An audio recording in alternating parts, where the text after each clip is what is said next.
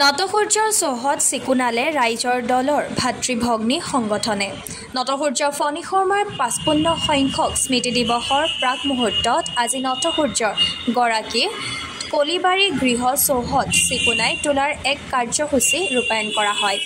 ৰাইজৰ দলৰ জাতীয় যুৱ বাহিনী আৰু জাতীয় নাৰী বাহিনীয়ে এই কাৰ্যসূচী ৰূপায়ণ কৰে।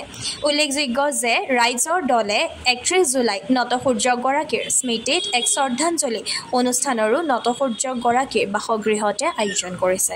আমি নটসূৰ্য ফণী শৰ্মাৰ বাসগৃহত উপস্থিত হৈছোঁ। ৰাইজৰ দলৰ পৰা যুৱ বাহিনী আৰু শোণিতপুৰ জিলাৰ নাৰী বাহিনীয়ে ইয়াত তেওঁলোকৰ ঘৰখন মানে একদম চাব নোৱাৰা অৱস্থা হৈ আছিলে। চৰকাৰে যদিও প্ৰতিশ্ৰুতি দিয়ে প্ৰতিশ্ৰুতি পালন নকৰে। গতিকে আমাৰ ৰাইজৰ দলৰ নেতা অখিল গগৈদেৱে আহিছিলে ইয়াত ১২ তাৰিখে। গতিকে ১২ তাৰিখে আহি তেওঁ যি ইয়াত পৰিস্থিতি দেখি গ'ল, তেওঁ যুৱ বাহিনীক তেওঁ নিৰ্দেশ দিলে যে এওঁলোকৰ ঘৰখন মানে চাফ চিকুণ কৰিব লাগে আৰু আৰ্থিকভাৱে সহায় সহযোগ আগবঢ়াব লাগে।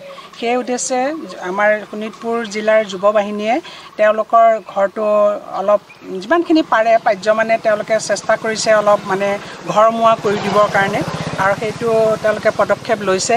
আৰু ৩১ জুলাইত তেওঁৰ ৫৫তম মৃত্যু দিৱস।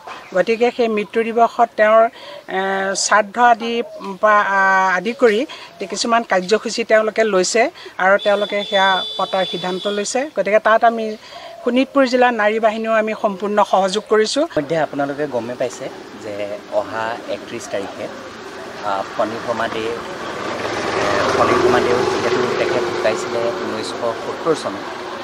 তাৰপিছত আপোনাৰ ধৰি লওক ঘৰখন তাহাঁতৰ আৰ্থিকভাৱে একেবাৰে দুৰ্বল আছিল, আৰু লগতে আমি দেখা পাইছিলোঁ যে বিভিন্ন দল সংগঠন তেখেতৰ লগত যোগাযোগ কৰে, কিন্তু আজিলৈকে তেখেতৰ ঘৰখন সঠিকভাৱে ৰিন'ভেশ্যন যোনটো আমি কওঁ সেইটো আজিলৈকে কোনোৱে কৰা নাছিল।